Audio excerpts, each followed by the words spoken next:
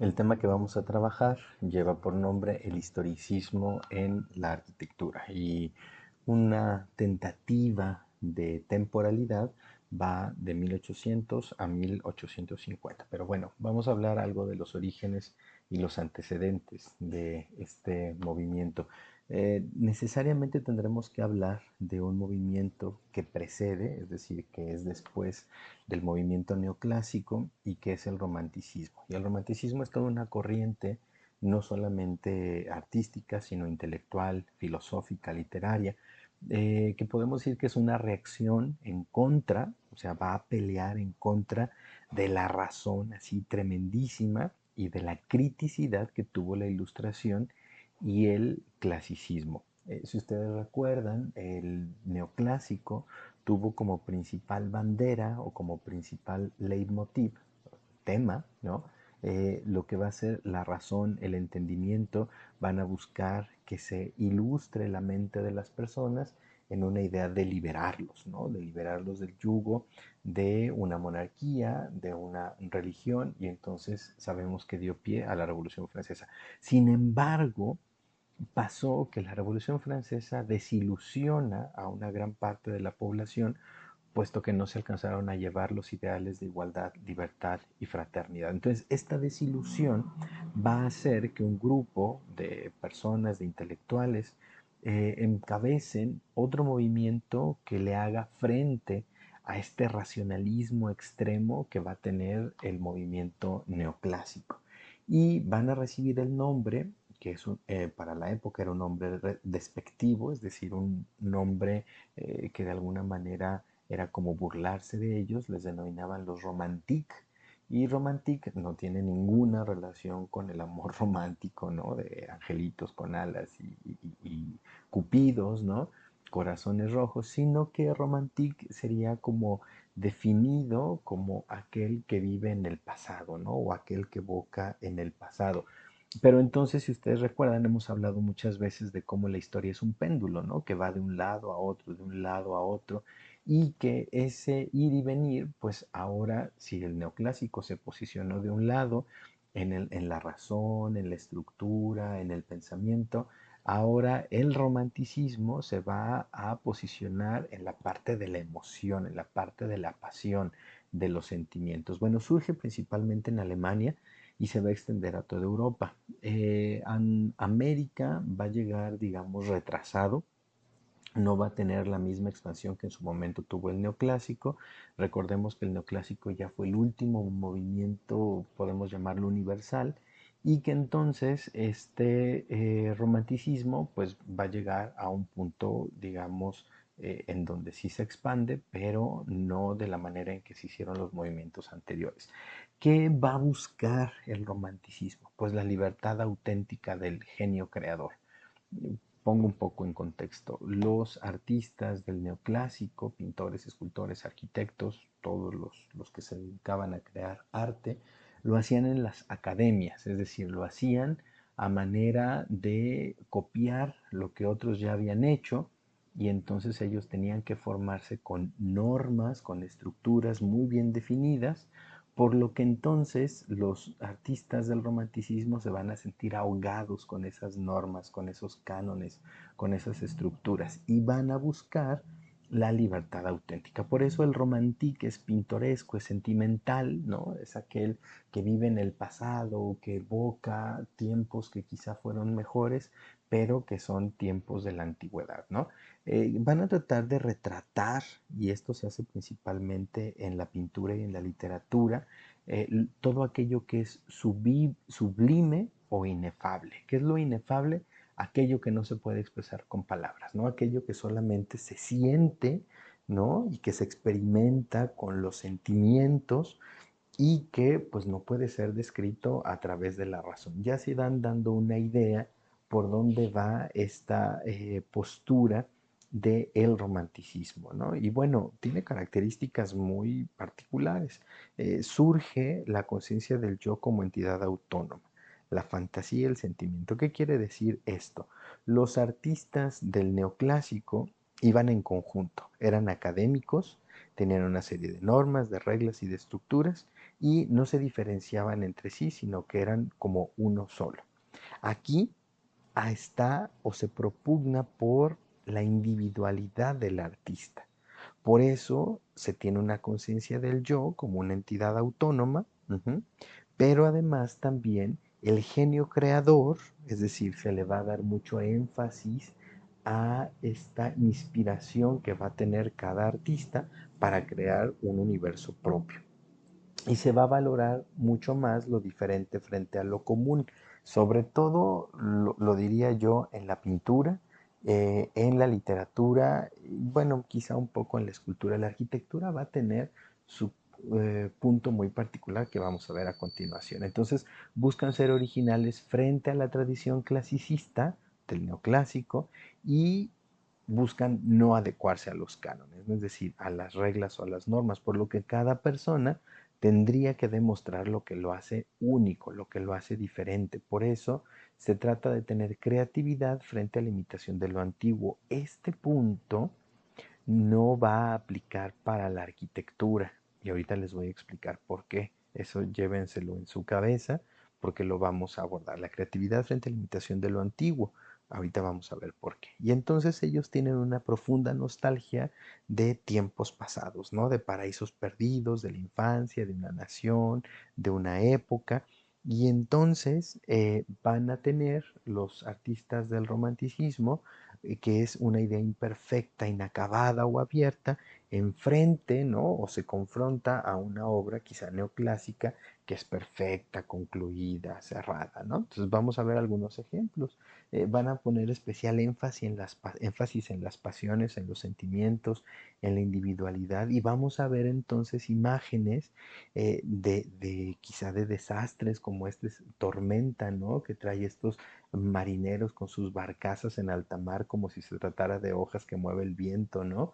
Esta violencia de un cielo que está nublándose porque se acerca este aire tremendísimo que está revolviendo el mar y por supuesto una tormenta, ¿no? Entonces ya no se pintan estos paisajes, digamos, preciosos, bellos, ornamentados, de una luz diáfana, homogénea, no, ahora hay pasión, hay sentimiento, ¿sí? Y entonces los autores románticos lo que se van a distinguir es por quebrantar todas las normas y las tradiciones culturales que de alguna manera los ahogue en la expresión de su libertad o la expresión de su genio creativo. Por eso este periodo va a ser muy interesante porque va a ser un periodo de ruptura, va a ser un periodo que va a distanciarse de los cánones, de las normas que el neoclásico había estado estableciendo. Por eso vamos a tener pinturas como estas de un dramatismo y de una oscuridad tremendísima, ¿no?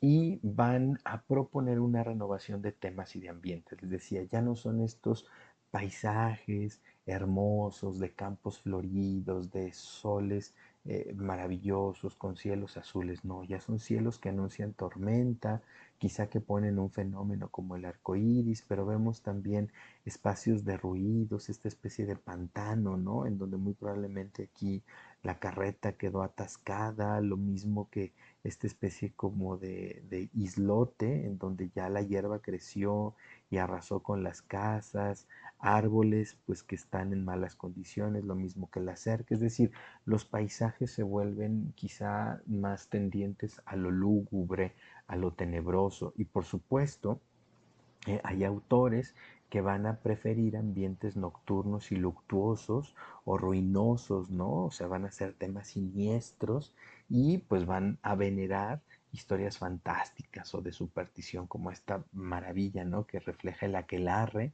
donde está Belcebú, el macho cabrío, ¿no? Representando al diablo, quizá por acá con estos murciélagos y con una serie de brujas que lo están adorando que además literalmente chupan niños, ¿no? Podemos ver aquí los cadáveres de los niños que ya se chuparon, ¿no?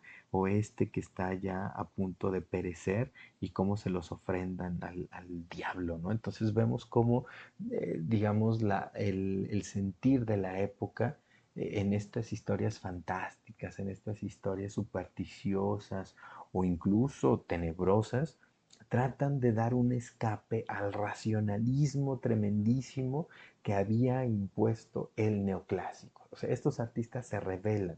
Si lo quieren poner en términos más actuales, pues diríamos que son como los emos de la época, ¿no? Los emos de la historia que dicen, pues yo me voy hacia como aparte, ¿no? Quiero retirarme de todo ese barullo que hay y de todas las normas convencionales y yo voy a proponer las mías propias. Hay un ejemplo muy bonito que Schiller, un autor, sostiene, dice, el mundo es un poema creado por un principio denominado absoluto, ¿sí? O sea, el todo, quizá hasta en términos de divinidad, dice, y el artista era el único que podía revelarlo, o sea, con el sentir del artista, con su sensibilidad, con su capacidad para captar, entender y leer la realidad en la que vive, era el único capaz de entenderlo y de revelárselo a la gente. Se pueden dar cuenta del nivel y del punto que alcanzaba en este momento el artista, ¿no? Iban a tener una especial predilección por las novelas de caballería, por ejemplo, el Quijote y Sancho Panza, ¿no?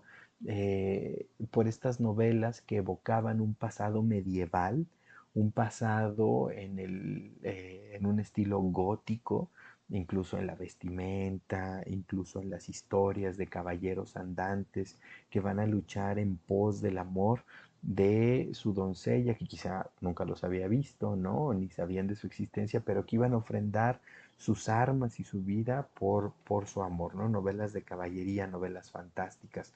También tenemos historias de amores intensísimos, como lo es Romeo y Julieta, pero que también van cargados de una gran cantidad de drama, de pasión desmedida, pero tiene elementos mágicos, elementos misteriosos, una pócima que les va a envenenar, que les va a causar una catalepsia, pero que al finalmente mueren. Es decir, hay toda una serie, ¿no?, de expresiones así desmesuradas como este amor que se profesa en Romeo y Julieta, aunque solo se hayan visto una sola vez, ¿no? Entonces son historias, son el ambiente que en la época va a estarse generando, pero también va muy dado a lo siniestro, como esta representación maravillosa en donde es la pesadilla, ¿no? Vemos aquí a esta mujer que está evidentemente no dormida, pero teniendo una pesadilla en donde pues pareciera que se le sube el muerto, ¿no? Este personaje siniestro que está sobre ella impidiéndole levantarse en esta parálisis del sueño,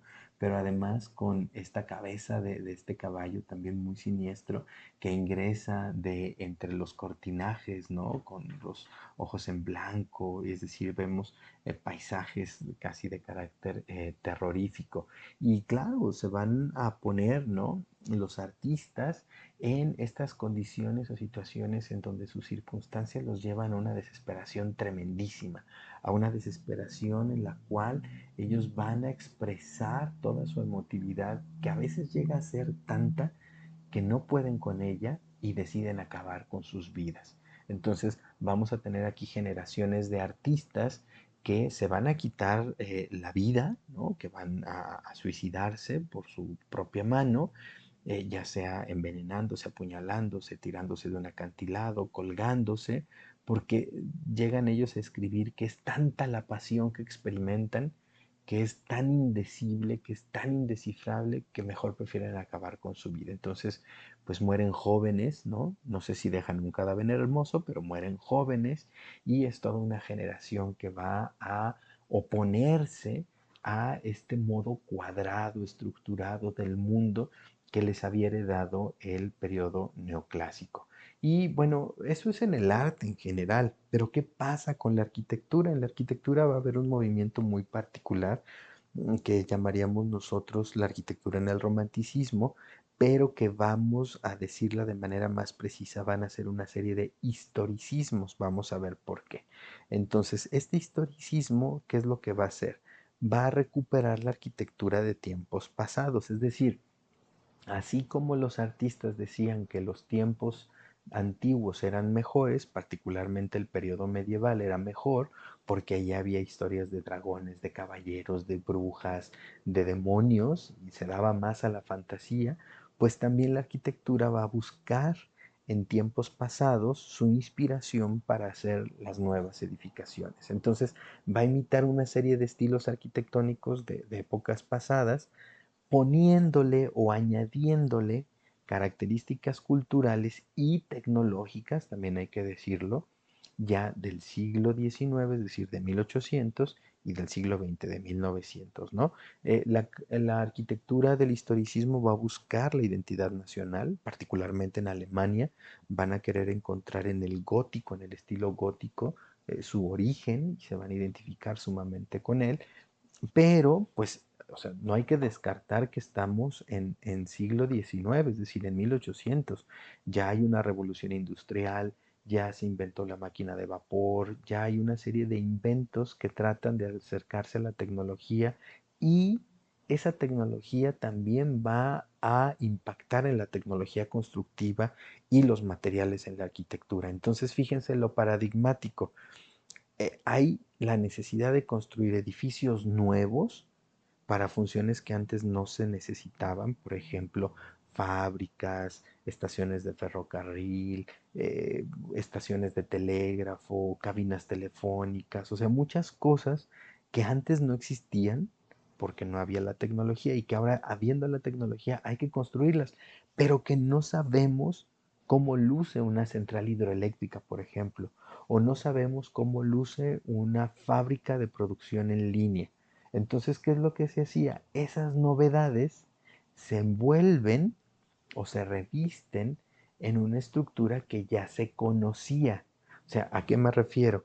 Que van a ser las nuevas edificaciones, pero que por fuera lucieran como eran en la antigüedad, es decir, van a retomar un estilo quizá gótico, quizá barroco, quizá renacentista, y todas estas mezclas, porque no van a ser ya estilos puros, sino que vamos a ver, por ejemplo, el barroco con algo de rococó, pero también con una mezcla de neoclásico, pero también con algún elemento gótico. Entonces, a todas estas combinaciones se le va a denominar un estilo ecléctico o eclecticismo. Ujú. Entonces, vamos a ver algunas manifestaciones.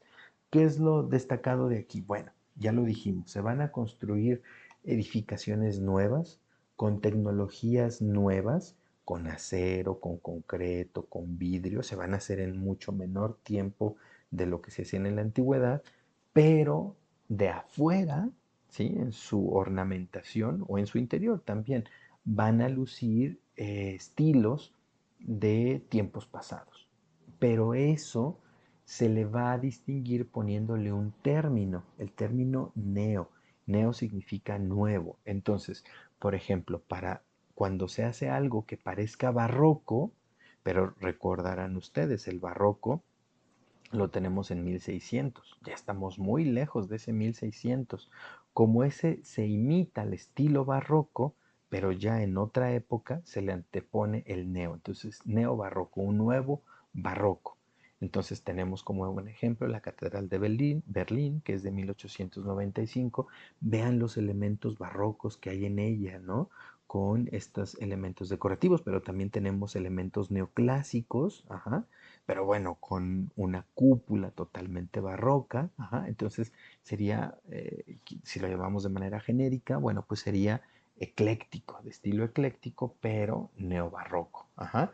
Lo mismo, bueno, aquí lo podemos ver ya, ¿no? En otra toma, donde sí destacamos o distinguimos los elementos barrocos, pero también hay elementos neoclásicos muy, muy marcados. Ujú. Lo mismo pasa con el Gran Teatro de La Habana, que se hace en 1838 y donde sus elementos decorativos son eminentemente barrocos, con la curva, los roleos, estos movimientos ondulantes que va a tener en su fachada, incluso lo vemos en cómo sobresalen los balcones, su balaustrada, incluso este remate de la esquina, pero con la combinación de arcos de medio punto, incluso con algún elemento art déco. Entonces son elementos eclécticos que mezclan varios estilos. O la Catedral de Salta en Argentina, que también es del siglo XIX, que tiene esta mezcla, ¿no? Vemos lo barroco aquí en estos elementos, vemos aquí, esto es barroquísimo, ajá, el remate que tiene en la parte superior, los roleos, pero volvemos a tener un tímpano, un frontón quebrado, unas columnas con un estilo corintio, entonces hay una mezcla de estilos. Y bueno, no solamente es en el neobarroco o el neoclásico, sino que también va a haber neobizantino, es decir, va a imitar el estilo bizantino, por ejemplo, de Santa Sofía en Constantinopla, pero aquí lo vamos a tener en Rusia con elementos ya modernos, es decir, con una construcción en concreto, con vigas de acero, pero imitando el estilo bizantino. O lo mismo hace la Catedral de San Sava en Belgrado, en Serbia, que tiene la misma estructura, pero con materiales nuevos, es decir, ya es un proceso constructivo más rápido, más económico y bueno, tratando de imitar los estilos antiguos, porque insisto, ya no encuentran otra inspiración más que en el pasado. Por eso van a recurrir a estilos de la antigüedad y los van a imponer en pleno siglo XIX. Y bueno, México no se quedó ajeno. En el caso de México se instaura el neocolonial. Recuerden, la colonia pues termina, ¿no?, con la consumación de la independencia en 1810, pero para 1900 se sigue imitando un estilo de la colonia, un estilo quizá también neobarroco, ¿no? Aunque ya son casas de 1900 y lo podemos ver por su construcción, por su estilo, pero que en la ornamentación sigue luciendo como se hacía antiguamente. No solamente en las casas particulares, en las iglesias, sino también en edificios públicos, como lo es el caso de la Escuela Benito Juárez en Ciudad de México. Si ustedes la ven, y si no decimos que es escuela, pues más parece entre convento, monasterio, seminario o iglesia, por los remates que tiene, por la estructura. Si la conocemos de adentro, pues tiene un patio central, un claustro. Lo que semejaría ser la iglesia, pues en realidad es la biblioteca, pero vuelvo a insistir, retoman los estilos de la antigüedad y los construyen ya en una época, pues digamos, moderna. Un ejemplo de ello es el caso del Palacio Municipal, aquí en Guadalajara, en donde es un estilo que trata de imitar el neocolonial con sus columnas toscanas, sus arcos de medio punto, con este ritmo que va a tener en todas las ventanas, con estos remates en las esquinas y los remates de las fachadas y de las ventanas centrales, los balcones, pero en su totalidad es un edificio que además tiene un patio central, pero que en su totalidad está hecho con acero, con vigas de acero, con elementos de concreto. El revestimiento es de cantera y data de 1950. Entonces, quizá lo podríamos llamar como un falso histórico, ¿no? O un historicismo que trata de aparentar la arquitectura o los estilos de otra época. Y bueno, estos de plano se fueron muchísimos años atrás tratando de hacer el neo-egipcio. En este caso es el edificio egipcio del Colegio de Medicina de Virginia. Y bueno, aunque fue hecho en 1845, vean cómo tiene esta intención como si se tratase de una especie de templo egipcio, incluso con sus columnas palmiformes con forma de palmera y sus remates que nos rememoran quizá a Horus, a Osiris, alguno de la cosmogonía de los dioses egipcios, incluso con el talud, la inclinación que tienen los templos egipcios originales, pero bueno, dentro de un contexto de 1845 y un contexto de una universidad. Lo mismo también el Museo Nacional de Beirut, que bueno, en este caso tiene columnas papiriformes con forma de papiro. Insisto, la construcción ya es totalmente en acero, en concreto, con un revestimiento y que trata de dar la intención como si se tratase de un templo de la antigüedad egipcia. Lo mismo pasa en el Neomudéjar o el Nuevo Mudéjar en la Plaza de las Ventas en Madrid. España se distinguió por ser dominada por muchos siglos, por muchos años, por los árabes y entonces fusionan mucha de la arquitectura árabe con la arquitectura española. Pero bueno, eso estamos hablando del 1200. Sin embargo, la Plaza de las Ventas pues ya es de una factura muy reciente y podemos ver cómo todavía mezcla elementos de la arquitectura islámica o mudéjar con sus arcos geminados, con sus arcos pareados, con el uso del mosaico, los minaretes, las almenas, que es muy propio, insisto, de la arquitectura islámica y de la que se encontraría en el Palacio de la Alhambra, por ejemplo. Y entonces aquí se pone, Guadalajara no es la excepción, Guadalajara también le juega al neomudéjar y en el centro histórico podemos encontrar varias fincas que tienen esos elementos que nos rememoran esa antigüedad, como los arcos peraltados, con una combinación de una balaustrada neoclásica, y bueno, en este caso se trata del Palacio de las Vacas que quizá más de alguno o alguna conozcan. Y bueno, hay otras casitas escondidas por el centro con sus arcos geminados, con sus almenas, ajá, y con el uso de los mosaicos muy al estilo de la arquitectura islámica o de la arquitectura árabe, pero insisto, ya construida a mediados del siglo XX, de 1950, finales también de 1800. Entonces vamos a tener esta mezcla que recurre a estilos pasados.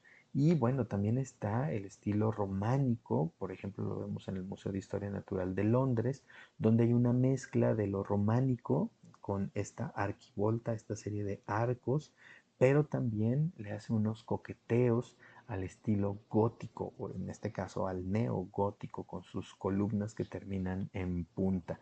Y bueno, el mayor ejemplo que podemos encontrar de esta arquitectura historicista o ecléctica la podemos encontrar en la Ópera de París, que fue edificada por el arquitecto Charles Garnier, y él lo hace de 1861 a 1874, ¿no? Pero vean cómo en toda esta estructura trata de imitar y de poner estilos antiguos.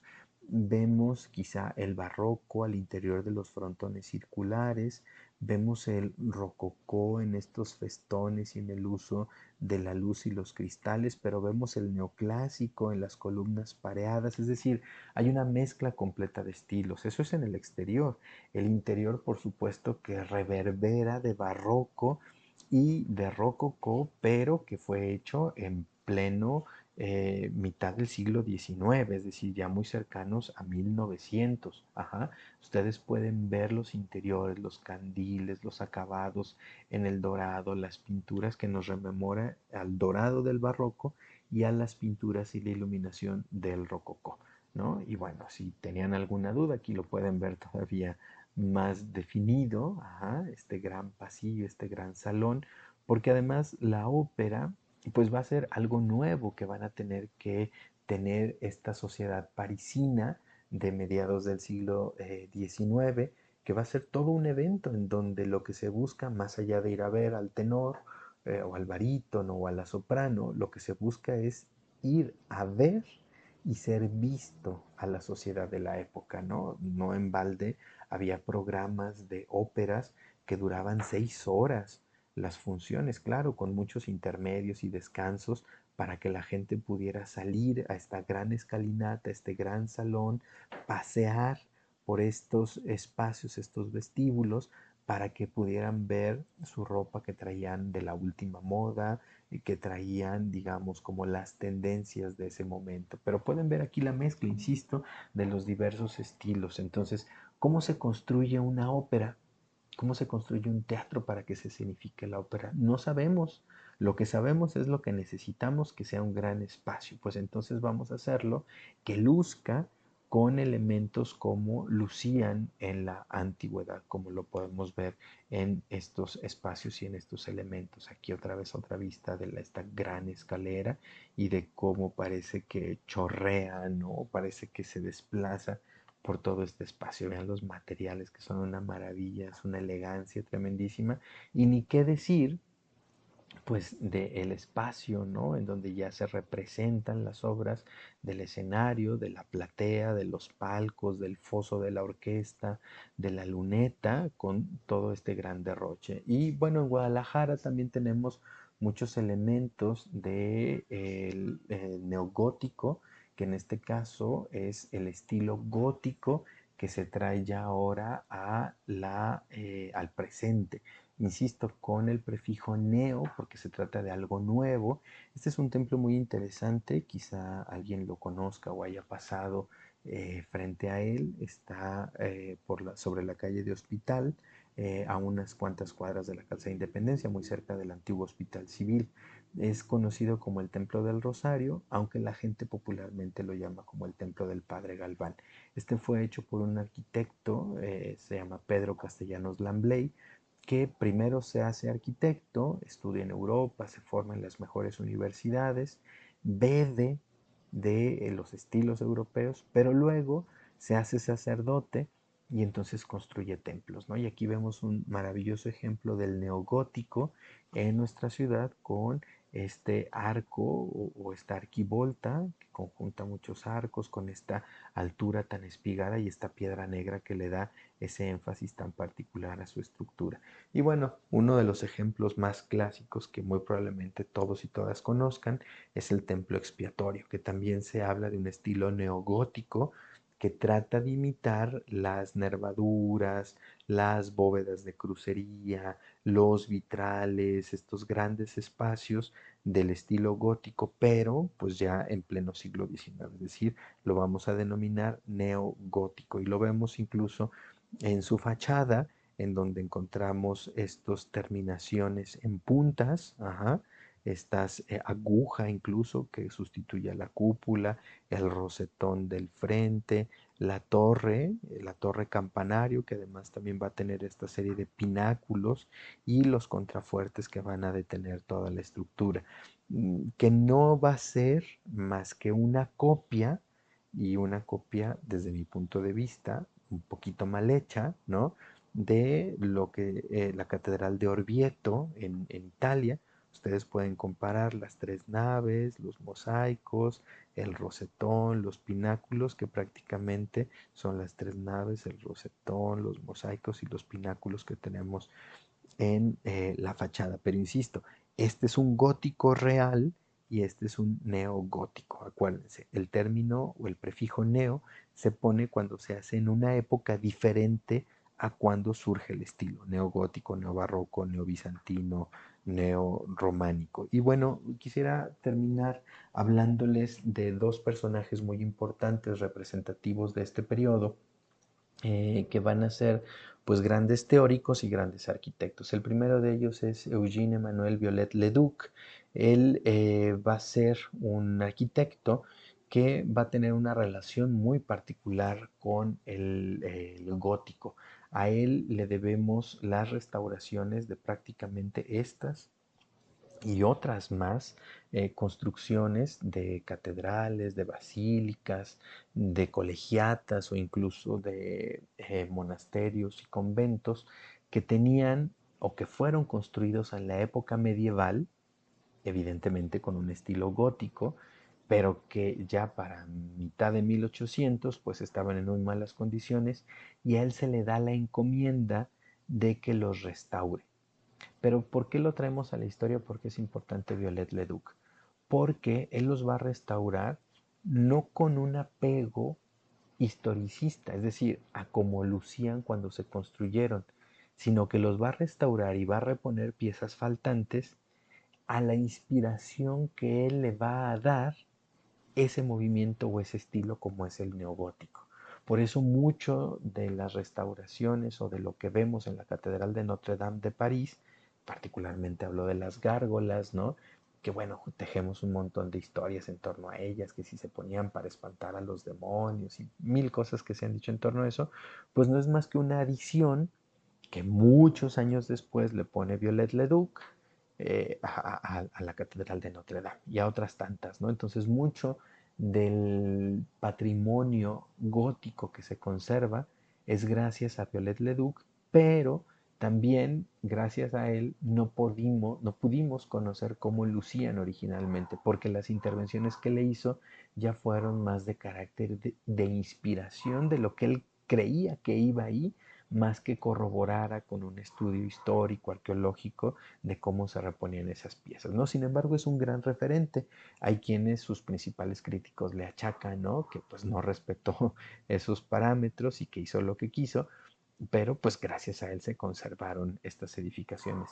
Y bueno, escribió varias obras, por ejemplo, este diccionario razonado de arquitectura y otras tantas obras más, por eso se le conoce como un gran teórico de la arquitectura de este periodo, al igual que a John Ruskin. John Ruskin, él va a escribir, él más bien se forma en la literatura, no construye, la realidad es que no construye cosas, pero sí va a leer y a entender el sentido de la época que le toca vivir. Y entonces va a escribir el libro que se llama Siete lámparas de la arquitectura, lo escribe en 1849, y ese libro trae una serie de leyes o de bases que todo artista, evidentemente un arquitecto, debe de crear, cuando crea, perdón, debe de obedecer, y dice que son siete, o sea, son siete leyes, ¿no? La ley del sacrificio, de la verdad, del poder, de la belleza, de la vida, de la memoria y de la obediencia. Y entonces, si se fijan, Ruskin lo que hace es considerar todas estas siete cuestiones como extras a la arquitectura. O sea, además de lo que Vitruvio podría decir de la belleza, la utilidad, ¿no? Y digamos la estructura, lo que hace Ruskin es decir, no, es que hay otras cosas que el edificio también tiene. Tiene poder, tiene belleza, tiene vida, tiene memoria, tiene obediencia. La realidad es que es un tratado muy filosófico de la arquitectura y entonces en cada capítulo va poniendo principios técnicos y observaciones, pero solo del arte clásico y el medieval, que es lo que para él es lo importante y es lo que realmente tiene que analizarse. Entonces hace un análisis religioso, eso hay que decirlo, su libro es sumamente religioso, moral y económico de la arquitectura, no solo de la arquitectura civil, sino también de la arquitectura religiosa civil, sino también de la doméstica. Entonces él escribe este libro de las siete lámparas de la arquitectura, que bueno, valdría la pena que en su momento tuvieran oportunidad ustedes de revisarlo, pues para que conocieran cuáles son esos paradigmas que plantea John Ruskin, ¿no? Pues con esto sería este recorrido muy rápido sobre la arquitectura historicista y los diferentes elementos que presenta. Espero que les sea de utilidad para ubicarse en términos de historia y cómo hemos ido avanzando en estas polarizaciones, en estas divisiones que se ha hecho en torno al arte, la historia y la arquitectura.